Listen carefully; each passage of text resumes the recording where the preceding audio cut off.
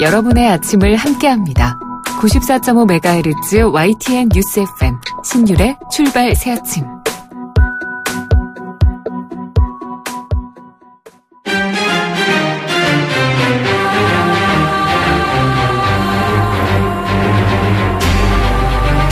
매일 아침을 뉴스로 깨웁니다. 신율의 출발 새아침. 이번 주도 최순실 주간이 될 것 같습니다. 이른바 최순실 사태로 대통령이 두 번째 사과를 했지만 민심은 좀처럼 가라앉을 줄 모르고 있어서 대통령이 금주내에 다시 한번 책임 총리제를 언급하면서 이선 후퇴를 분명히 할 것이라는 언론 보도들이 나오고 있는데요. 그 방안으로 대통령이 국회를 방문해서 여야 영수회담을 하는 방안도 검토되고 있다고 합니다. 중요한 것은 방식이 아니라 그 진정성과 의지를 국민들이 인정하게끔 만드는 건데요. 앞으로의 정국에서 이번 주가 특히 중요하다고 할 수 있는 근거 중에 하나가 바로 청와대의 민심 잡기 성공 여부라고 할 수 있을 겁니다. 자, 진정성과 의지 표명 과연 어떻게 될지 이번 한 주 동안 지켜보겠습니다. 신율의 출발 새 아침 오늘 순서 시작합니다.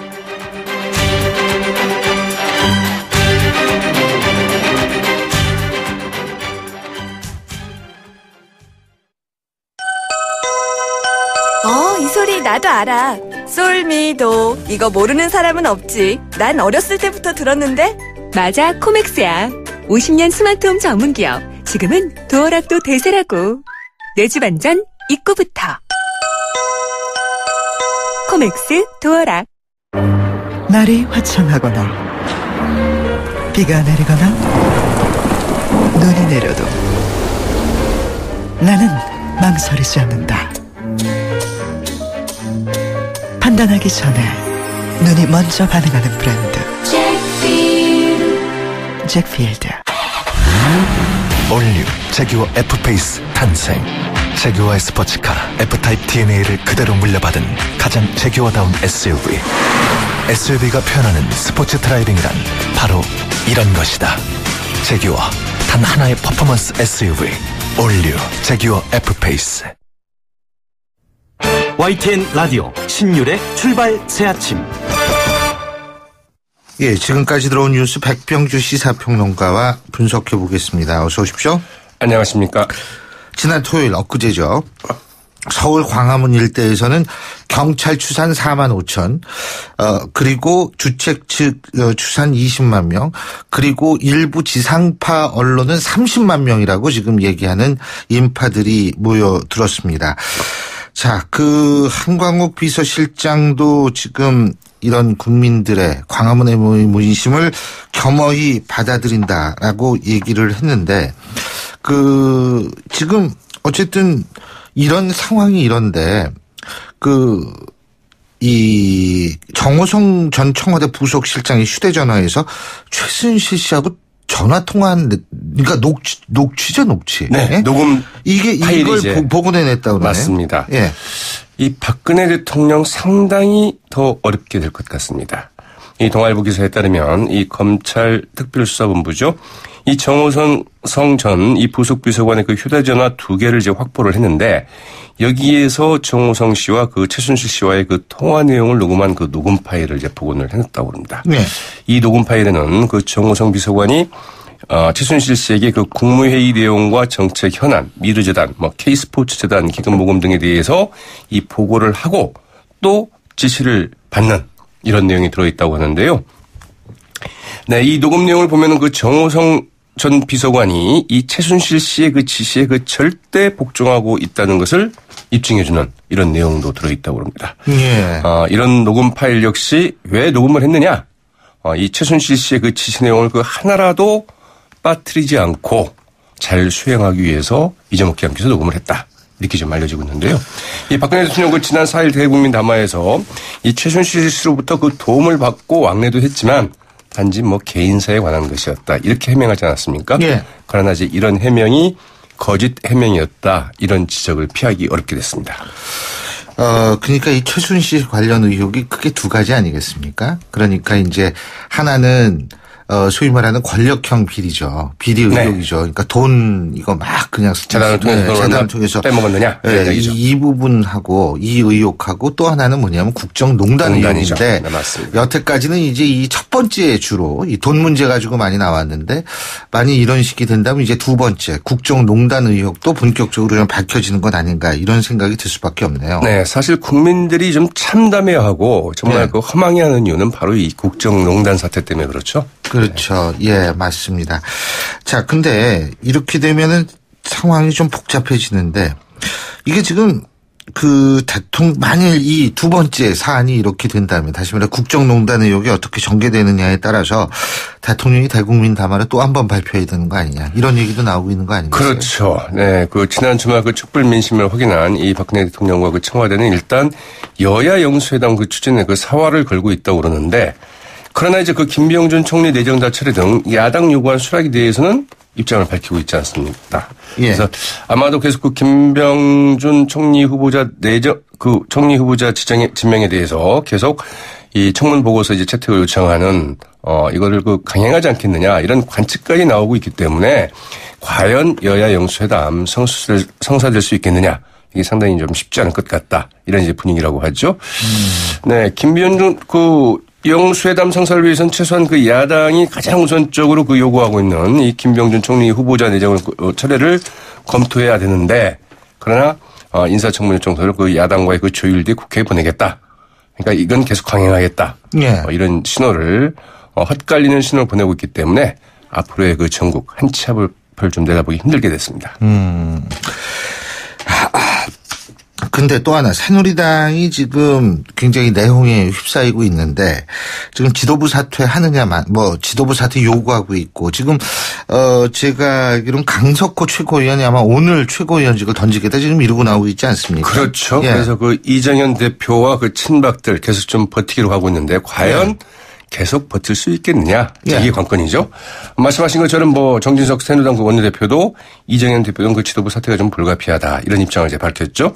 지난 5일 토요일 이 김병준 국무총리 내정자의 그 딸 이제 결혼식에서 이 기자들과 만난 자리에서 이 정진석 원내대표 이렇게 얘기를 했습니다. 당이 처한 현실을 그 냉정하게 봐야 할 것이다. 우리 지도부로는 좀 어렵지 않겠느냐 이런 생각을 갖고 있다 이렇게 이야기를 했죠. 또 그 당 원내 지도부 또한 그 같이 물러나는 게 좋겠다 이렇게 얘기를 했습니다. 정진석 원내대표 그 전날 의총에서는 그 정기국회 예산안 처리 그리고 거국중립 내각 구성이 마무리되면 원내 사령탑에서 물러나겠다 이런 이제 입장을 밝혔었는데 그러나 이제 원내나 원내 지도부 다 같이 좀 퇴진을 해야 된다 이러면서 이 퇴진 타이밍을 더 앞으로 좀 당긴 감이 없지 않아 있죠. 지금 타이밍 말씀하셨는데 이 타이밍이 중요한데 맞습니다. 지금 이 타이밍들이 여건이 지금 조금씩 놓치고 있는 것 같아서 스텝이 자꾸 꼬이고 있다라는 분석도 그렇죠. 많아요. 네. 네. 자, 더불어민주당 오늘 12일 대규모 집회를 열겠다고 밝혔는데 이게 12일이 이게 민중총 걸기대회 그 다음 주 토요일이죠. 네, 맞습니다. 오늘 주말이죠. 그 12일 그 오후 2시 외부 시민단체 등이 그 주도하는 민중총 걸기대회에 맞춰서 이 전국 당원 보고대회라는 이름의 대규모 그 독자 집회를 열기로 했습니다. 예. 일단은 그 촛불과 좀 거리를 두겠다. 그래서 이제 그 시간도 낮 시간으로 고정했다고 하는데요. 예. 이 장소는 청계광장이 그 유력시되고 있다고 하죠. 윤관석 수석 대변인 이 최고위 뒤에 기자들과 만나서 현재까지는 그 당 보고대회 후에 열리는 범시민대회는 의원들의 개별 합류 쪽을 생각하고 있다. 추후 결합 및 그 참여 강도를 높일지 여부는 이번 주 박근혜 대통령의 그 답변을 달렸다.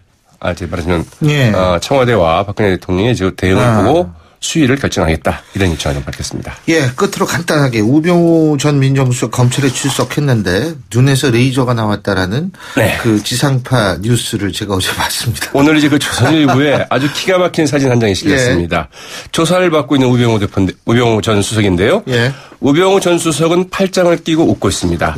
그 오른편에 검찰 조사관으로 보이는 두 명은 손을 가지런히 앞에 모이고 맞습니다. 웃고 있는 우병우 수석의 아주 그 경청하고 있는 모습인데요. 네, 조응천 의원이 그렇게 얘기를 했다고 그러죠. 우병우가 아니라 우가부다. 검찰이 아니라 겁찰이다. 이렇게 얘기를 했다는데요. 이것은 단적으로 보여주는 사진이 아니었나 싶기도 합니다. 예. 눈에서 레이저도 나오고 참. 오늘 말씀 여기까지 듣겠습니다. 고맙습니다. 네, 고맙습니다. 예, 지금까지 백병규 시사평론가였습니다.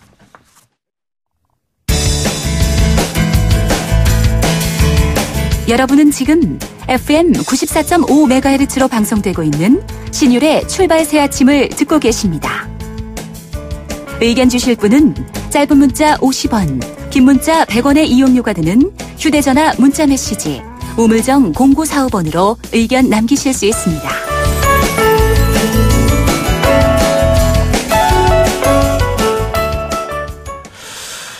지금 민심이 이 청와대와 박근혜 대통령의 사과 담화에도 불구하고 이게 좀처럼 가라앉을 기미를 보이지 않고 있습니다. 이 최순실 게이트로 한 2만여 명, 이것도 경찰 추산은 아닙니다. 주최 측 추산인데 2만여 명이 참여했던 촛불 집회가 그제인 토요일에는 경찰 추산 4만 5천, 그리고 주최 측 추산 20만 명으로 이 상당히 이 수가 급격적으로 늘고 있는데요. 이 난국 도대체 어떻게 쳐가면 좋을까요? 더불어민주당 이현주 의원 전화 연결해서 입장 들어보겠습니다. 의원님 안녕하십니까? 네, 안녕하세요. 예, 이게 지금 현재 상황 어떻게 보고 계세요? 저는 이 상황이 굉장히 심각하다 이렇게 생각하는데요. 더 예. 심각한 거는 대통령의 상황 인식이 더 심각하다는 데 있습니다. 예. 지금 국민들의 심정은 이제 뭐냐면, 내가 뽑은 대통령과 지금의 대통령 보니까 다르다. 나는 당신 같은 사람을 대통령으로 뽑은 게 아니다. 우리가 위임한 권력을 마음대로 최순실 일당들한테 넘기다니 너무 창피해서 도저히 인정할 수 없다. 이런 심정이거든요. 그래서 무슨 수사 이런 건 기본이고요. 물러나야 마땅하다. 이게 아마 대다수 국민들의 심정인 것 같습니다. 그런데 지난번 담화를 보면 뭐 수사 받겠다는 정도 외에는 자기 신세 한탄으로 가득했었어요. 그래서 지금 보면 국민들 분노에 기름을 끼얹었다 이렇게 보이고요. 예. 적어도 대통령이 국정에서 손을 떼겠다. 이 국가 권력에 대한, 그러니까 자기가 위임받은 국가 권력에 대해서 국민들이 그 위임을 거두겠다고 하는 상황에서 여기에 대한 입장이 있어야 된다라고 생각을 합니다. 지금 이현주 의원님께서 손을 떼겠다라는 표현을 하셨습니다. 그런데 네네. 이현주 의원께서는 지난번 민주당 비공개 의총에서 박 대통령의 하야는 이미 법적으로 가능하다. 하야 얘기를 제일 처음 꺼내셨다고 그러거든요. 근데 이 하야 얘기를 이제 민주당에서 제일 먼저 말씀하신 게 이현주 의원이신데 손을 떼겠다라는 게 지금 그렇다면 하야를 말씀하시는 겁니까? 이선 후퇴를 말씀하시는 겁니까? 저는 개인적으로는 지금 하야해야 마땅하다는 상황이라고 생각을 합니다. 예. 그런데 그 하야라는 게 갑자기 이 어떤 혁명적 상황에서 하야를 하게 되면 굉장한 혼란이 오고 어쨌든 바람직한 상태는 아니지 않습니까? 예. 그래서 우선은 국정에서 손을 떼는 게 수순이라고 생각을 하고요. 그 이선 후퇴죠, 일단은. 네. 그래서 순서라는 게 절차를 보면 좀 원활하게 이게 진행이 되려면 국정에서 이제 손을 떼려면 우선 그런 국정을 누군가가 이렇게 운영하는 주체가 있어야 되는데 그냥 하야를 하는 상황이 벌어지면 지금 황교안 총리의 권한대행으로 가게 됩니다. 네. 그래서 이것을 국민들이 원하는 거하고 부합하지 않고요. 그래서 빨리 대통령께서 그 국회가 추천하는 총리를 수용을 하고요. 이게 왜냐하면 이제 지금 대통령의 어떤 헌법 파괴 행위로 빚어진 상태이기 때문에 대통령이 아닌 유일한 어떤 헌법 기관인 국회가 그나마 그래도 추천한 총리가 헌법적 정통성을 가질 수 있다 이렇게 생각을 하거든요. 예. 그래서 이 총리가 이제 국정 운영의 정권을 위임을 받으면 그때 국정에서 바로 손을 떼고 그 다음에 이제 하야 순서에 대해서 논의를 하는 쪽으로 가야 되는 게 이제 좀 더 실질적으로는 원활하게 진행이 될 것이다 이렇게 보입니다. 예, 지금 이제 그 순서를 말씀 쭉 해주셨는데 그 일부에서는 이런 얘기가 있더라고요. 뭐냐면 지금 박근혜 대통령도 그렇고 새누리당도 그렇고 이게 네. 적절한 시기를 자꾸 놓치고 있다. 그래서 스텝이 네, 오히려 네. 자꾸 꼬이는 것 아니냐 이런 얘기가 있거든요. 그럼 지금 말씀하신 그 순서 그게 네. 뭐 설령 그 순서가 맞는다라고 가정을 한다면 지금 이미 늦어버린 부분도 있지 않냐 이런 얘기도 가능할 것 같은데 어떻게 보십니까? 네, 그러니까 이미 좀 늦은 게요. 저도 예. 늦었다고 생각을 하는데요. 사실은 그 김병준 총리를 지명하면서 예. 본인이 국정에서 국민들은 국정에 손을 떼라 이렇게 얘기를 하는데, 대통령께서는 그 총리를 일방적으로 지명함으로써 내가 국정 주도권 계속 쥐고 가겠다. 사과 정도 하면 이게 해결이 되지 않겠나 이런 모습을 보인 거거든요. 그래서 말씀드린 대로 이 국민들 분노에 기름을 끼얹은 상황이 된 거죠. 근데 김병준 교수 같은 경우에 이제 총리 내정자죠. 네. 그 본인 딸 결혼식에서 기자들하고 만났을 때 딱 자진 사퇴할 계획 없다 이렇게 얘기를 하거든요, 지금. 그죠? 네. 큰일입니다. 어떻게 보세요? 큰일입니다. 그런데 지금 뭐 본인이야 그렇게 생각하실지 몰라도 예. 지금 김병준 씨가 아주 중요한 걸림돌이 돼 있습니다. 사퇴를 수습하는데요. 그래서 이 김병준 그 총리 지명이 철회되지 않으면 영수회담도 진행이 안 될 겁니다. 그래서 전혀 이게 결국에는 그러면 야당 입장에서는 이 대통령 하야 운동을 벌릴 수밖에 없고, 저는 개인적으로는 하야 운동과 병행해서 그 탄핵소추 발의도 착수해야 된다고 생각을 합니다. 예. 지금 잠깐만요. 끝에 뭐라 그러셨죠? 탄핵 말씀하시는 건가요? 네네. 예. 탄핵소추안 발의요. 예. 이게 이제 정족수가 대적 3분의 2가 요구가 되고 또 시간이 좀 걸리기 때문에 예. 저희가 일단 그 얘기까지 이걸 본격적으로는 야당에서는 얘기를 안 했었는데 예. 개인적으로는 만약에 이게 받아들여지지 않고, 그러니까 총리 지명 철회가 받아들여지지 않고 예. 계속 국민들한테 대통령이 맞서는 모양을 보이면 예. 결국은 국민과 함께 하야 운동을 하면서 이 부분에 대해서 결국 국회가 할 수 있는 일을 해야 되지 않겠습니까? 그러면 국회가 탄핵소추안 발의를 착수를 하는 수밖에 없는 거죠. 예. 아니 근데 그것도 지금 어쨌든 청와대는 여야 영수회담 사활을 걸고 있는 것 같거든요. 그리고 이제 네. 뭐 지금 말씀하셨습니다만 김병준 총리 지명 철회를 일단 야당은 주장을 하고 있지만 대통령이 진짜 국회를 방문해가지고 만나자고 그러면 안 만날 수 없는 거 아닌가요? 글쎄요, 국회를 방문을 하면 뭐 도망 다니기는 어려울 텐데요. 네. 뭐 그렇다 하더라도 예. 총리 그 김병준 지명 철회를 결국 하시지 않으면 그 결국에는 그냥 모양만 뭐 대화를 하자라는 것이지 본인이 어떤 국정 주도권을 놓지 않겠다 이런 얘기인데요. 지금 사실 굉장히 착각하고 계시는 게 국민들은 말하자면 대통령한테 박근혜 대통령한테 이 국정을 계속 맡겨놓는 게 더 큰 위기다 이렇게 생각하는 거거든요. 네. 네. 그러니까 본인은 뭐 국정이 중단된다, 뭐 이렇게 뭐 국가가 위기다 이렇게 그때 담화문에서도 말씀하시던데 그게 아니라 지금 국민들이 볼 때는 저런 대통령에게 나라를 계속 맡겨놓는 게 더 큰 위기다. 빨리 국정에 손을 떼게 하고 뭔가 수습을 해야 된다 이렇게 생각하고 있단 말이에요. 대부분이요. 예. 네. 알겠습니다. 지금 우리 이현주 의원께서는 또 법조인이시기도 한데, 네네. 이 검찰 수사를 좀 여쭤볼게요. 네. 어제 지상파 TV 같은 경우에는 이제 소위 말해서 우병우 레이저라는 표현이 나왔습니다. 예? 네. 검찰 출석할 때 그거 보셨는지 모르겠지만 기자의 질문. 네. 기자가 뭐 질문 어려운 거 한 것도 아니에요. 가족 회사 자금을 유용했느냐 이 질문을 했는데 눈에서 레이저가 나오더라고요. 저도 봤는데. 자, 오늘 조선일보 아침 보셨는지 모르겠습니다만 조선일보의 일면 사진이 크게 실렸습니다. 우병우 전 수석 검찰에 출석을 했는데 뭐 쉴든지 모르겠지만 본인은 팔짱을 끼고 웃고 있고 다른 조사관들은 손을 앞으로 가지런히 모은 채 웃고 있는 그런 장면이 보도가 됐거든요. 네. 이거 어떻게 보세요? 이거 참 이거 진짜 아주 보기 드문 장면 같아요, 모두가. 네, 전반적으로 이렇게 정말 상황인식에 큰 문제가 있고 지금 국민들 위해 군림하려는 이런 태도들이 보이는데요.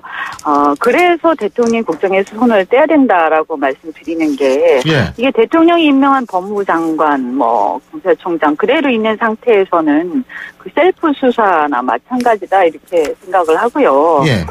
이렇게 가면 만약 별도 특검을 하더라도 한계가 있다. 그리고 지난번 담화문에서 대통령이 직접 수사 가이드라인까지 제시를 하지 않았습니까?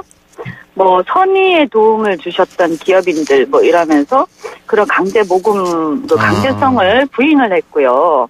그리고 특정 개인이 이권을 챙기고 위법 행위까지 저질렀다. 그러면서 이게 마치 최순실의 개인적 일탈처럼 말씀을 하셨어요. 근데 상식적으로 그 말이 안 돼요. 정부 고위 관료들 그리고 청와대 수석들 대통령 의사하고 무관하게 자기들 마음대로 최순실 일당의 지시대로 예산 인사 정책 이런 걸 좌지우지했다 이런 얘기인데 이게 말이 됩니까 이게. 그래서 이런 상황에서 지금 수사가 제대로 되기가 어렵다고 보고요. 지금 특히나 또 우병우 수석 말씀도 하셨지만 안종범 전 수석 같은 경우에도 그 제명 적용된 구속영장 발부할 때 적용된 제명이 그 직권남용하고 이런 것들이었어요. 근데 직권남용이라는 거는 이게 그 대통령이 개입했다라고 보기에는 조금 어려울 수 있어요. 왜냐하면 이게 거기서는 재단 설립의 강제성 이런 게 주로 문제가 되거든요. 그러면 대통령에 대한 수사 의지가 없는 것이 드러난 거라고 생각이 됩니다. 그래서 이게 제대로 수사가 되기가 어렵다라고 생각을 합니다. 결국은 뭐 적당하게 수사하는 상황만 이렇게 보여주고 뭐 언론 플레이만 하다가 끝날 수 있기 때문에 근데 이게 지금 헌법 파괴 행위 굉장히 심각하고 나라를 그냥 좌지우지한 거기 때문에요. 저는 이거는 그냥 다른 일반적인 부패 사건처럼 그냥 다루어서는 안 된다고 생각을 합니다. 예, 잘 알겠습니다. 오늘 말씀 여기까지 듣겠습니다. 고맙습니다. 네, 고맙습니다. 지금까지 더불어민주당 이현주 의원이었고요. 신율의 출발 새 아침 1부 순서 여기서 줄입니다. 전 잠시 뒤 2부에서 뵙겠습니다. 김 사장, 요즘 얼굴 폈는데 무슨 좋은 일 있나 봐. 요즘 든든한 후원자가 생겼거든. 그게 누군데? 자네는 아직도 모르나? 중소기업들의 기술 고민 해결사 기업공감 원스톱 서비스 미래창조과학부가 정부 출연연구원, 대학 등 60여 개 전문기관을 활용해 필요한 기술이나 인력을 찾아주는 것은 물론 고가의 장비도 활용할 수 있게 도와준다고. 나도 이용할 수 있는 건가? 당연하지. 누구나 국번 없이 1379로 전화하면 도움을 받을 수 있으니 기술 고민 있으면 전화해보게. SOS 1379 기업공감 원스톱 서비스 누구나 국번 없이 1379 정부 3.0과 함께합니다. 소통의 아침을 여는 공정한 목소리 신율의 출발 새아침. 신율의 출발 새아침 2부 순서 먼저 광고부터 듣겠습니다. 온도와 습도를 항상 일정하게 유지시켜주는 항온환습기 전문기업 AR. 전산센터, 반도체 공장, 미술관, 박물관, 귀중품 보관실을 30년 축적된 기술로 AR이 지켜드립니다. 24시간 확실한 서비스 보장 031-497-0561 페이스 도르코 면도기 감사 이벤트. 도르코 면도기를 구매하시면 총 5천만 원 상당의 경품이 팡팡. 10월 1일부터 11월 30일까지 자세한 사항은 도르코 페이스 홈페이지를 참조하세요. The Shaving Innovator 도르코 페이스. 크리네어 테크. 크리네어 테크 집중기 주물 작업, 연마 작업, 페인트 작업, 분진가스, 냄새, 연기 작업, 분진. 이 세상에 못 없애는 분진이 어딨어. 크리네어 테크 집중기가 다 잡아줍니다. 크리네어 테크. 크리네어 테크 집중기. 지금 듣고 계신 20초짜리 광고만으로는 프리미엄 지식산업센터 원익캐슬의 수많은 베네핏을 다 전할 수 없습니다. 당신의 비즈니스 환경이 더 큰 성공을 뒷받침할 수 없다고 생각한다면 지금 검색하세요. 프리미엄 지식산업센터 원익캐슬 동원건설산업. 올뉴 제규어 F페이스 탄생. 제규어의 스포츠카 F타입 DNA를 그대로 물려받은 가장 제규어다운 SUV. SUV가 표현하는 스포츠 드라이빙이란 바로 이런 것이다. 제규어 단 하나의 퍼포먼스 SUV 올뉴 제규어 F페이스. 예, 다시 돌아온 월요일 아침입니다. 7시 36분 41초 지나고 있는데요. 지금 교통 상황 알아보죠. 김정은 캐스터.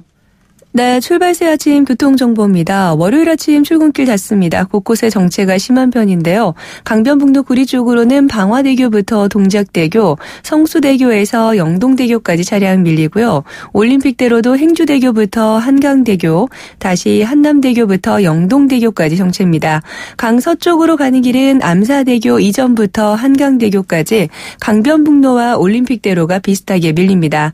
고속도로에는 사고 소식이 있는데 서울 외곽순환고속도로 판교에서 일산 쪽으로 가는 길, 안양터널에서 수리터널까지는 교통량이 많아서 밀리고 장수 부근 3, 4차로에서는 화물차 사고 처리 작업 때문에 뒤쪽으로 6km 구간에서 밀립니다. 이후로도 계양에서 김포요금소까지 다시금 속도가 떨어지고 있고요. 반대편 일산에서 판교 쪽으로 가는 길도 조남에서 수암터널, 안양터널에서 청계요금소, 다시 판교 부근 일대로 밀립니다. 출발 새 아침 교통정보였습니다. YTN 라디오 신율의 출발 새 아침.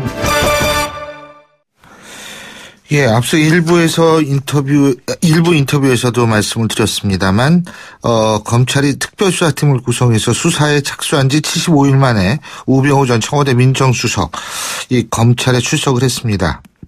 근데, 잘못에 책임지겠다 이런 얘기는 없었고요. 오히려 취재진을 한동안 째려보기도 해가지고, 언론에는 눈에서 레이저가 나왔다는 표현까지 나왔는데 오늘 아침 조선일보에는 팔짱을 낀 채 웃으면서 조사관으로 추정되는 그런 사람들과 담소를 나누는 모습 일면 톱에 실렸죠.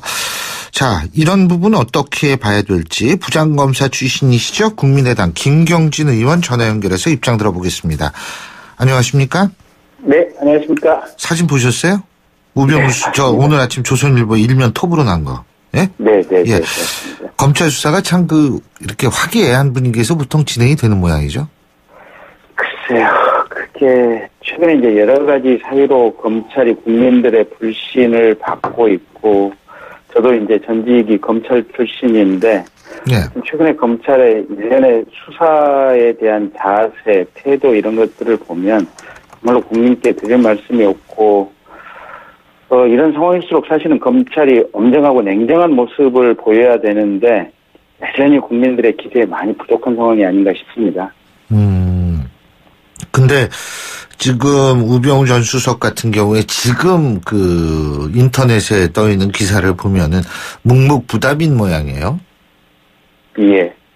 근데 우수석 본인은 이게 가족들의 문제고 자신의 문제는 아니다. 또 이게 처가의 문제다. 이런 식인데, 실은 여러 가지 나타난 정황들을 보면 지금 일종의 페이퍼 컴퍼니를 세워서 거기서 여러 가지 세무상의 비용을 발생시키기 위해서 차량을 렌트한다든지 그렇게 하고 이제 그런 부분을 저는 가족이 그 이익을 향수한 정황들이 나타나고 있지 않습니까?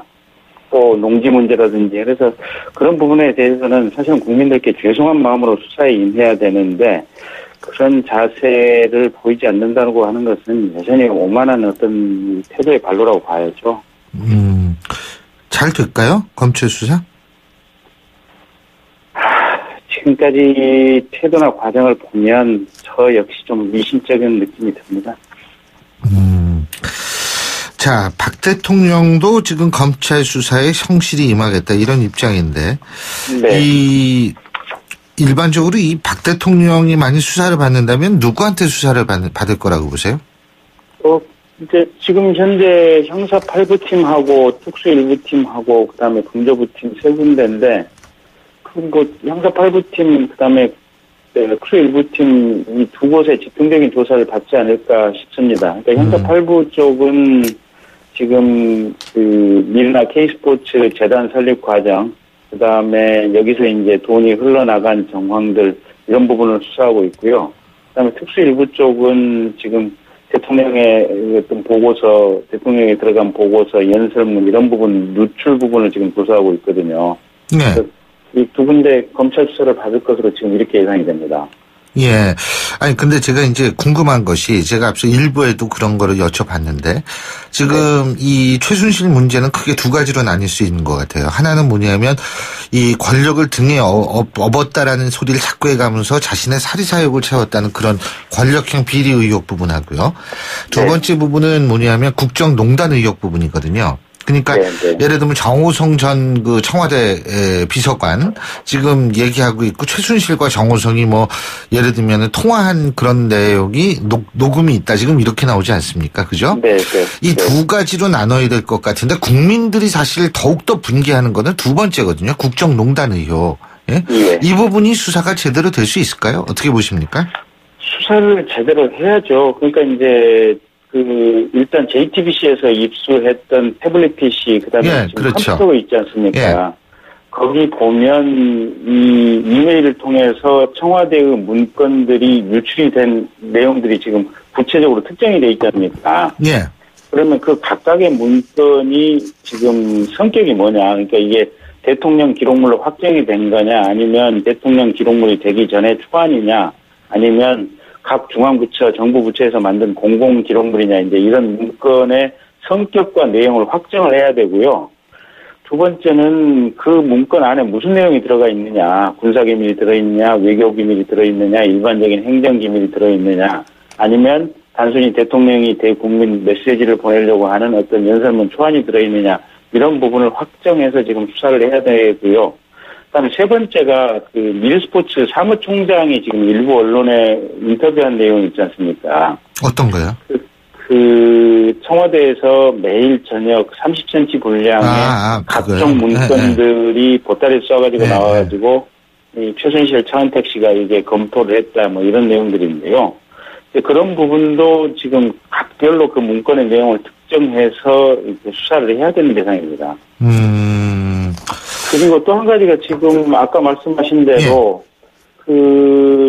정우성 씨 휴대전화를 압수를 했더니 그 휴대전화에 지금 최순실 씨에게 여러 가지 보고를 하고 지시를 받았더니 음성 파일이 지금 저장이 돼 있다고 하는 거 아니겠습니까? 그러면 이 음성 파일의 내용을 각별로 분석을 해서 어떤 국가기밀, 공공기밀의 내용이 오고 갔고 또 최순실 씨로부터 어떤 지시를 받았는지 이런 부분을 각별로 지금 수사를 해야 됩니다. 지금 근데 그러면 만일 그러한 것들이 사실로 드러난다고 가정을 한다면, 이 기밀 유출죄가 되나요? 어떻게 되나요? 이게? 이제 유출을 한 정호성 씨라든지 청와대 보좌진들 같은 경우는 군사기밀 누설죄 또는 공무상 비밀 누설죄, 외교기밀 누설죄, 또 공공기록물 관리법 위반, 대통령 기록물 관리법 위반 이런 부분들이 명확히 해당이 되고요. 다만 이 내용을 받아본 지금 최 씨 같은 경우는 이게 죄에 해당되는 경우도 있고 되지 않는 경우도 있는데 일반적으로는 지금 죄에 해당하지 않을 경우들이 많이 있고요. 다만 이런 이제 어떤 기밀 내용을 이용을 해서 본인이 그 이후에 이것을 바탕으로 한 제2의 액션을 했을 수도 있거든요. 가령 어떤 개발계획 보고서를 이렇게 알아서 그 내용을 통해서 부동산 투기를 했다. 또는 어떤 내부 조사 보고서를 받아서 공무원에 대한 인사조치를 요구했다. 이랬을 경우에는 직권남용죄의 공범이 되고 그렇습니다. 그래서 각각의 문건의 내용 또는 누설한 내용이 무엇이고 그 이후의 행동이 무엇이냐. 이 내용을 먼저 특정을 하고 거기에 따른 죄목을 이렇게 정해야 됩니다. 근데 지금 이제 그 최순실이라는 사람이 지금 어떤 거는 죄가 되고 어떤 거는 죄가 되지 않는다라고 말씀하셨는데 우리가 그 비밀 취급 인가증 비취증이라고 그러지 않습니까? 이 최순실이라는 사람이 비취증이 있을 리가 없잖아요. 그죠? 그렇습니다. 그리고 비취증도 이게 사실 그 비밀 문서의 급수 있지 않습니까? 그 급수에 따라서 접근하는 게 모두 다르게끔 지금 돼 있는 게 우리나라 법적 이 사항인데 그런 거 없이 그 들여다보면 그거 죄되는 거 아니에요? 근데 이게 사실은 그 비밀을 관리해야 될 법적 책임은 대통령이나 또는 정호성 비서관한테 있는 거고요. 이 내용을 누설받은 본인은 사실은 법적 책임은 없습니다. 그러니까 국가 기밀이나 외교 기밀은 공무원이 지키라고 하는 거고 이것을 몰래 누설받았다고 하는 그 자체는 법적으로 이렇게 문제 제기하기는 쉽지가 않고요. 중요한 건 대통령이 얼마만큼 정호성 씨나 기타 비서관들에게 이 최순실의 지시를 받고 최순실에게 국정의 업무 보고를 하도록 했는지 군사비밀이나 외교기밀을 보고하고 지침을 받도록 했는지 이런 부분이 수사의 핵심이 되겠죠. 그러니까 이제 그 정우성 전 비서관 같은 경우에 아니 내가 최순실 씨가 존경스러워서 그냥 나 혼자 했다 이렇게 나오면 그건 뭐 방법이 없는 거 아니에요? 그런데 이제 그렇게 나오면 방법이 없을 것 같지만 이게 실은 대통령께서 여러 가지 미르라든지 K스포츠라든지 각각의 이런 사적 업무에 관련해서 구체적으로 사람을 만나고 챙긴 정황이 여러 가지로 드러나지 않습니까? 그러면 또 지난번에 대통령께서 최초의 그 1차 사과를 할 때 본인이 사실은 어떤 본인의 큰 묵인 내지는 지시하에서 이런 어떤 내용들의 업무 보고들이 이렇게 연설문 초안이나 이런 것들이 너무 최순실에게 넘어갔다고 인정을 한 상황이기 때문에 정호성 씨가 자기가 그렇게 총대를 메고 책임질 그런 상황도 아니고요. 그렇게 얘기를 한다고 해서 단순히 그 부분을 검찰이 그대로 믿고 받아들인다면 정말로 한심한 검찰이라고 얘기할 수 있습니다. 그리고 정호성 씨가 어떻게 나올지 모르겠지만 최소한 안종범 전 수석이라든지 이런 분들이 요새 보면은 다른 분들도요 측근들이다라고 대통령의 측근들이라고 보는 분들이 다 최순실이 모른다. 예? 혹은 나는 심부름만 했다. 대통령이 지시했다. 이런 식이잖아요 지금. 이게 참 여러 가지 생각하게 되는 부분이에요. 예? 그러니까 이제 인간적인 정리로 보면 자신을 발탁해 준 대통령에 대해서 자기가 이제 총대를 메고 혼자 그냥 책임을 지지 왜 그렇게 하지 않았느냐. 예. 특히 대통령이라고 하는 어떤 그 큰 벼슬 밑에 있었던 사람이 그런 어떤 자세를 보이느냐라는 점에서 인간적인 어떤 배신감의 느낌 뭐 이런 걸 받을지는 모르겠지만 거꾸로 가령 이 안종범 씨 입장에서 생각을 해본다면 이런 느낌도 들지 않을까 싶어요. 그러니까 청와대 경제정책수석이라고 하는 것은 대한민국의 경제정책을 총괄하는 자리 아니겠습니까? 정말로 국가를 위해서 이런 어떤 중차대한 책임감을 가지고 뭔가 일을 해보려고 했는데 대통령이 최순실이라고 하는 이상한 어떤 동네 아줌마와 관련된 이 소소한 심부름을 시키고 심지어는 기업체에서 몇십억씩 모금하는데 70억 받냐 30억 받냐 이런 중간에서 협상하는 주판을 튀기는 이런 역할을 하라고 대통령이 시켰을 때 사실은 청와대 정책수석 입장에서는 정말로 자괴하지 않았겠습니까? 내가 도대체 뭔가 내가 왜 이러려고 수석된 것이 이 아닌데 자리에 있는가 그런 생각을 했을 때 결국은 대통령에 대해서 충성심이랄까 이 대통령을 내가 철저히 보호하고 이 대통령을 위해서 내가 어떤 지옥까지라도 이 비밀을 가지고 가야겠다 이런 생각이 들겠습니까? 알겠습니다. 어쨌든 검찰 수사의 상황 계속 나오고 있으니까 쭉 지켜보겠습니다. 오늘 말씀 여기까지 듣겠습니다. 고맙습니다. 네, 고맙습니다. 지금까지 국민의당 김경진 의원이었고요. 신율의 출발 새 아침 2부 순서 여기서 줄입니다. 전 8시 10분 3부에서 뵙겠습니다.